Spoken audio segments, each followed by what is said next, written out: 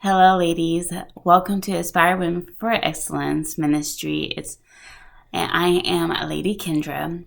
And so this ministry is a Proverbs 31 focus on helping women to aspire to live their faith, focus to live their faith daily. And my name is Lady Kendra, and I am so excited to welcome you to this ministry. As you can see, I am a new mom, and I am on that journey of, if you're a new mom, you are not the only one. And yeah, she's so happy right now. She is totally wanting to be in my arms, and so we'll just go with it. And so this ministry was, I originally stepped out in faith and put action to it for around Christmas 2020, right after the COVID happened. And so my story on how all this got started was, so I got married when I was 20, and so long ago.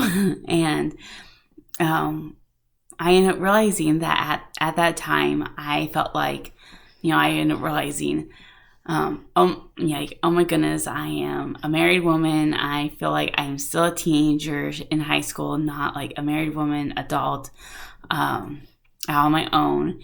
And so what does this look like? What does this mean as a woman of Christ, and married and adult?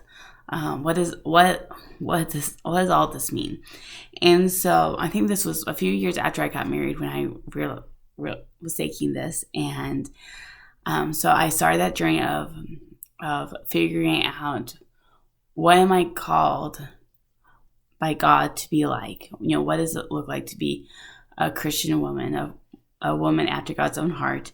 And so at that time, my pastor, he talks about this, one of the habits that he did that one year, or I don't know how often he does this, but it's this idea of, for a whole month, you read through the book of Proverbs, and you do that every month for the whole year. And so of course, not every month, but, some months have the 31 days. And so, in which the book of Proverbs had 31 chapters in it. So like that so that month I started, I think maybe it was January, but it had 31 days. And so, of course, the last day landed on Proverbs 31, where it talks about the virtuous woman. And so when I got to that chapter, I realized, oh my goodness, this is that chapter I've been looking for. This is the answer to my question. And so when I realized, like, this is the answer that I'm looking for, oh, but what does this mean? Like, sometimes there's a few things in the Bible where it talks about that, where it's, it's there, but like, sometimes we have to dig deeper to know what it means and how to apply it to our own life. And so that was what Proverbs 31 was about for me, is that, talks about being a virtuous woman, but sometimes when it's in the old, Bible, sometimes it's not clear, black and white. And so been on the journey, for a decade now, of discovering what a virtuous woman is all about. And this little one can't scorn me, huh? And so like, I've been on that journey ever since, and now I'm at the point where, yes, I am still learning, I'm still growing, but I want to help other women on that journey. And how the best way to describe that I've learned so far with the Proverbs 31 woman is that, once you made, it's not a destination. A Proverbs 31 woman is, you decide that you're going to, make that decision. That's that beginning point, and the rest of it is just a journey, kind of like being a mother. There's a beginning point, but for the rest of your life, you will always be a mom. But you're not going to be a mom of a newborn or a toddler or a teenager for the rest of your life. You're going to be a mom the rest of your life. So that's just what a virtuous woman is. There is the beginning point of, I make the decision that I am going to be this woman and having this lifestyle, but it will look differently the rest of your life. And so I'm dedicated to helping other women with their journey of being that virtuous woman described in Proverbs 31. And just just like being a mom, each mom is going to be different.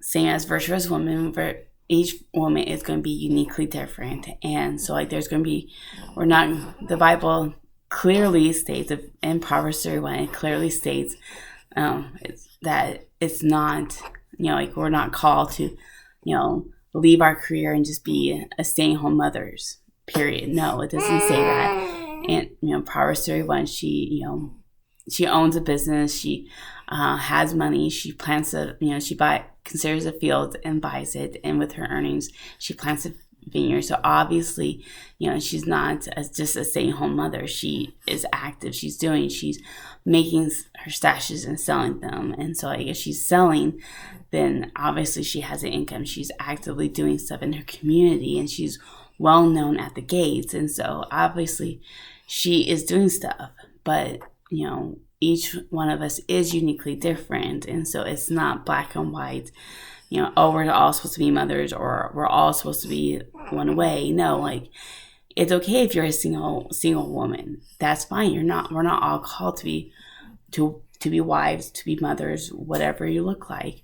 Because when I got married, a decade into our marriage, I thought I was never going to have kids, and now I have a little one. So, and that would have been fine. But God has called us to uniquely into His will, and so that is my goal, is helping women to live that Proverbs 31 virtuous woman. And so that's my journey in a nutshell. And I am so excited to have you along this, as you can tell, with this ministry so far. We are just getting started, and of course, with me having a little one, she'll be coming along with me with some of our events, and so I expect that. And because that's one of the things that I want to teach her, is that she will learn to be a virtuous woman.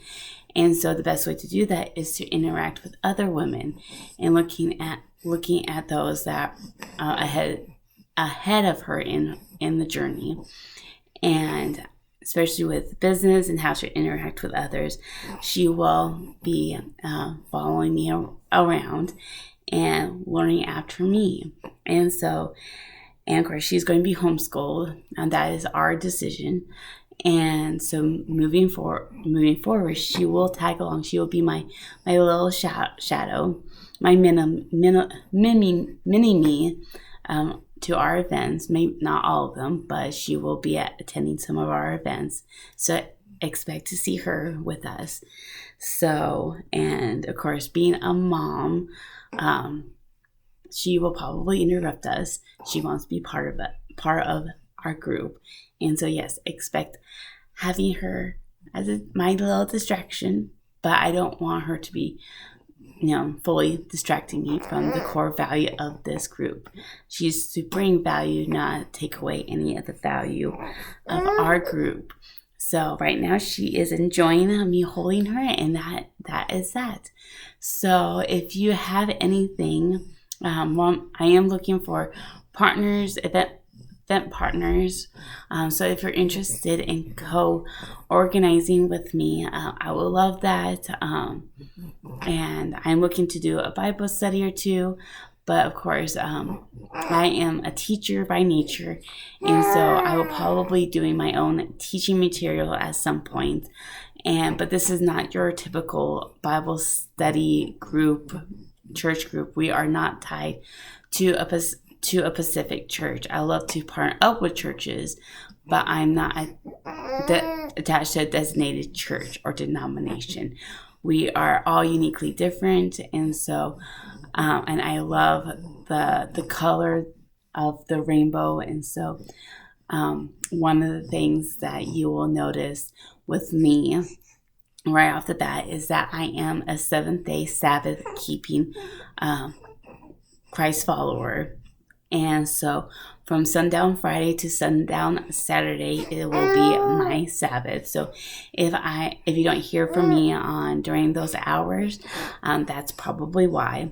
We might have an event or two on Sabbath, but it'll be more like a walk in the park or a Bible study. But basically, will be it.